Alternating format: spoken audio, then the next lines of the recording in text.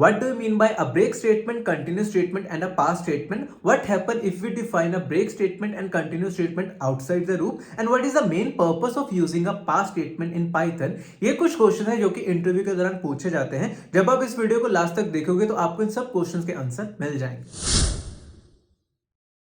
तो सबसे पहले बात करते हैं ब्रेक स्टेटमेंट के बारे में। तो जैसा कि नाम से ही पता चल रहा है, ब्रेक यानी कि कोई भी एक एग्जीक्यूशन हो रही होती है, उस पर्टिकुलर एग्जीक्यूशन को रोकने के लिए हम एक ब्रेक कीवर्ड का यूज करते हैं। ये ब्रेक स्टेटमेंट सिर्फ और सिर्फ लूप्स के अंदर ही यूज की जाती है। जैसे मान लो कि कोई फॉर लूप रन हो रही है और हम चाहते हैं एक पर्टिकुलर कंडीशन पे उसको स्टॉप करना, तो हम ब्रेक कीवर्ड का यूज कर सकते हैं। जैसा कि आप इस एग्जांपल में देख रहे हैं कि सबसे पहले मैंने एक फॉर लूप बनाई for i in range 10 and if i is equal to 7 then break then print i। तो इससे क्या होगा कि जब भी i की वैल्यू 7 होगी तो वो ब्रेक स्टेटमेंट रन होगी और उसके बाद वो सारा का सारा कंट्रोल बाहर आ जाएगा। तो जैसे कि अगर मैं इसको प्रिंट करवा के देखूंगा तो 0 1 2 3 4 5 6 तक प्रिंट हो गया और 7 के बाद वाली स्टेटमेंट रन हो नहीं हुई। अब अगर मैं इसी को while लूप से यूज करूं तो कैसे यूज कर सकता हूं? i is equal to 0 while true if i is equal to 7 then break and print i and i plus is equal to 1। तो ये while लूप का लॉजिक है जो कि मैंने यूज किया है ब्रेक स्टेटमेंट के लिए। इसमें क्या होगा कि जब इसमें भी i की वैल्यू 7 होगी तो वो ब्रेक हो जाएगा और उसके बाद सिर्फ 0 तक ही वैल्यू प्रिंट होगी। तो जैसा कि आप आउटपुट में देख रहे हैं। अब हम बात करते हैं नेस्टेड लूप में हम ब्रेक को किस तरह से यूज कर सकते हैं। तो इसमें मैंने दो लूप्स लिख दी for i in range 7 and for j in range i। If j is equal to 2 then break else print. तो इसमें क्या होगा कि सबसे पहले जो ब्रेक स्टेटमेंट मैंने लिखी है j इज इक्वल टू 2, वो अगर चल भी पड़ी तो वो सिर्फ और सिर्फ इंटरनल जो फॉर लूप चल रही है सिर्फ उसी को ब्रेक करेगी, ना कि जो बाहर वाली फॉर लूप है।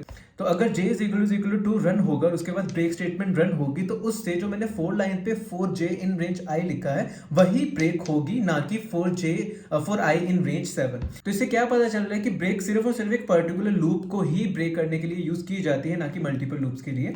तो इसका आउटपुट हम कुछ इस तरह से देख सकते हैं 0 0 1 0 1 0 1 0। तो इसमें क्या होगा कि जब भी j की वैल्यू 2 हो जाएगी वो उसके बाद ब्रेक कर देगा और उसके बाद वाले डिजिट्स प्रिंट ही नहीं होंगे। अब हम बात करते हैं कंटिन्यूस स्टेटमेंट के बारे में। तो मान लो कि कोई एक पर्टिकुलर फॉर लूप चल रही होती है और वहां पे हमने कंटिन्यूस स्टेटमेंट लगाई है, तो उसका मतलब ये होता है कि वहां पर आकर उस पर्टिकुलर फॉर लूप की एग्जीक्यूशन रुक जाएगी और उसके बाद वो नेक्स्ट आइटरेशन फिर से स्टार्ट कर देगा।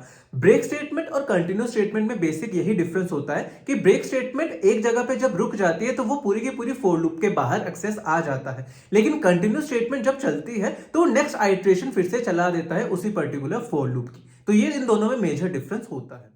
तो जैसा कि आप इस एग्जांपल में देख रहे हैं for i in range 10 if i is equal to 7 then continue print i। तो इससे क्या पता चल रहा है कि जब भी i की वैल्यू 7 होगी तो वो उससे आगे वाली कंडीशंस को बिल्कुल भी एग्जीक्यूट नहीं करेगा, यानी कि प्रिंट i बिल्कुल भी प्रिंट नहीं होगा। वो क्या करेगा कि कंटिन्यू के बाद वो फिर से अगली आइटरेशन पे चला जाएगा, यानी कि 7 के बाद वो 8 वाली आइटरेशन को रन करेगा। तो जैसे कि आप आउटपुट में भी देख रहे हैं 0 1 2 3 4 5 6 और 8 9 प्रिंट हुआ, ना कि 7। तो इस तरह से हम पाइथन में कंटिन्यूस स्टेटमेंट का यूज करते हैं और सिमिलरली इसको while लूप में भी यूज कर सकते हैं, जैसा कि आप इस एग्जांपल में देख रहे हैं। अब अगर आप चाहते हो कि ब्रेक स्टेटमेंट और कंटिन्यूस स्टेटमेंट को आप किसी पर्टिकुलर लूप के बाहर चलाना चाहते हैं या फिर बाहर लिखना चाहते हो, तो ये बिल्कुल भी पॉसिबल नहीं होता। इनको आप सिर्फ और सिर्फ किसी पर्टिकुलर लूप को स्टॉप करने के लिए या फिर कंटिन्यू करने के लिए ही यूज कर सकते हो। आप इसको बाहर इंडिपेंडेंटली यूज नहीं कर सकते। तो जैसे कि आप इस एग्जांपल में देख रहे हैं, सबसे पहले मैंने एक फॉर लूप लिखी ब्रेक के लिए और दूसरी बार मैंने फॉर लूप लिखी कंटिन्यू के लिए। लेकिन अगर मैं ब्रेक और कंटिन्यू दोनों वर्ड्स बाहर लिखूंगा लूप से, देन आप देख रहे हो कि इसके नीचे एक रेड लाइन आ रही है। इट मींस कि मैंने कुछ गलत लॉजिक लिखा है। जब मैं इसी को रन करूंगा तो मुझे सिंटैक्स एरर देखने को मिलेगा, यानी कि ब्रेक आउटसाइड द लूप मुझे एरर देखने को मिलेगा। अगर मैं इसको कमेंट आउट कर दूं और कंटिन्यू वाली स्टेटमेंट को रन करूं, देन कंटिन्यू में भी मुझे एरर देखने को मिलेगा, continue not properly in loop. तो इसका मतलब यह है कि ब्रेक और कंटिन्यू की स्टेटमेंट को हम लूप में ही यूज कर सकते हैं, ना कि उसके बाहर। तो अब हम बात करते हैं पास्ट स्टेटमेंट के बारे में। पास्ट स्टेटमेंट सिंपली एक ऐसा वर्ड लिख दिया होता है जिसका कोई यूज नहीं होता और जिसको प्रोग्राम सिर्फ और सिर्फ इग्नोर करता है, यानी कि एक प्लेस होल्डर की तरह हम उस वर्ड को यूज करते हैं और सिर्फ इग्नोर ही करते हैं। उसके अलावा उसका कहीं भी यूज नहीं होता। लेकिन मेजर यूज उसका इस तरह से हो सकता है कि मान लो कि कल को आपने कोई फंक्शन डिफाइन कर दिया हो। देखो पाइथन में ऐसा होता है कि जब भी आप कोई क्लास डिफाइन करते हो, फंक्शन डिफाइन करते हो, इफ कंडीशन डिफाइन करते हो या फिर फॉर लूप डिफाइन करते हो, तो उसके आपको लॉजिक लॉजिक नीचे लिखना पड़ता है कि वहां पे आपको क्या चीजें डिफाइन करने की जरूरत होती है। लेकिन अगर मान लो कि कई बार आपकी रिक्वायरमेंट हो या फिर कई बार आपको ही ना याद हो कि यार यहाँ पे पर्टिकुलर क्या चीज लिखनी है, शायद मैंने फ्यूचर सोचूंगा और वहां पे मैं उसी तरह से कुछ कंडीशंस ऐड कर दूंगा, उन सब केसेस में आप चाहते हो कि आपका फंक्शन या फिर क्लास डिफाइंड तो रहे लेकिन आप वहां पर कोई भी चीज ना लिखो। या फिर कई बार आपने देखा होगा कि आप कई कमेंट ऐड कर देते हो कि यार right your code here etcetera etcetera, ऐसे बहुत ज्यादा कमेंट आप यूज करते हो, लेकिन उनको आप किसी भी क्लास फंक्शन लूप के या इफ कंडीशन के अंदर डायरेक्टली नहीं लिख सकते। उसके लिए आपको पास कीवर्ड का यूज करना पड़ता है ताकि उस फंक्शन में किसी भी तरह का एरर ना आए। अब अगर मैं पास स्टेटमेंट की आपको इंपॉर्टेंस के बारे में बताऊं तो जैसे कि आप इस एग्जांपल में देख रहे हैं कि मैंने क्लास डिफाइन की, फंक्शन डिफाइन किया, फॉर लूप डिफाइन किया और एक इफ कंडीशन डिफाइन की। तो इसमें जब मैं इन सब चीजों को डिफाइन करूंगा तो मैंने एक कमेंट लिख दिया जिसमें मैंने लॉजिक बिल्कुल भी नहीं लिखा। तो कमेंट में मैंने सिंपल कोई भी लाइन लिख दी, write a code for class A etcetera etcetera. तो इसमें क्या होगा कि जब भी मैं इस फंक्शन को रन करूंगा तो मुझे एक एरर देखने को मिलेगा, आइडेंटिफिकेशन एरर। तो इसमें क्या होता है कि पाइथन ये चीज आपको अलो नहीं करता कि आप कोई भी क्लास या फिर फंक्शन या फिर लूप या फिर इफ कंडीशन आप एम्प्टी छोड़ दें। तो उसके लिए पास कीवर्ड का यूज किया जाता है। अब अगर मैं इन्हीं सब में पास कीवर्ड का यूज करूं तो आप देखिए मैं इस फंक्शन को जब रन करूंगा तो मुझे कोई भी एरर देखने को नहीं मिलेगा। यही इसकी मेन इंपॉर्टेंस होती है कि आप अगर कोई भी ऐसा कमेंट लिखते हो या फिर जब आप कोई भी लॉजिक वगैरह नहीं लिखना चाहते किसी भी क्लास या फिर फंक्शन में, तो उस टाइम पे आप पास कीवर्ड का यूज कर सकते हो ताकि आपको किसी भी तरह का एरर देखने को ना मिले।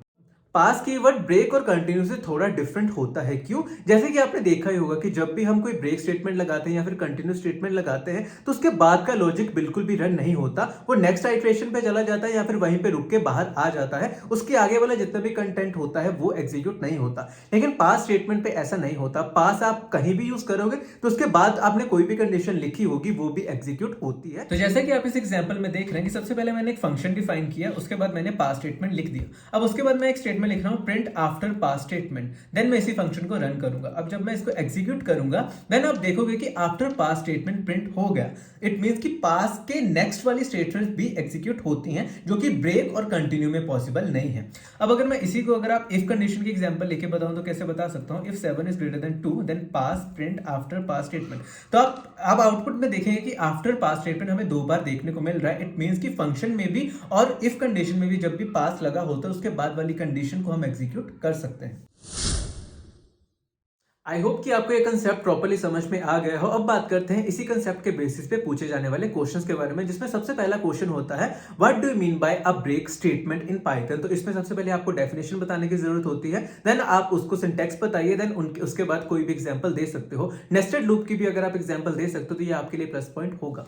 Next question is what is a continuous statement in Python. तो इसमें भी सबसे पहले आप डेफिनेशन बताइएगा, फिर सिंटैक्स बताइएगा और उसी के साथ आप कोई एग्जांपल दे सकते हैं। Next question is what happen if you define a break statement and a continuous statement outside a loop.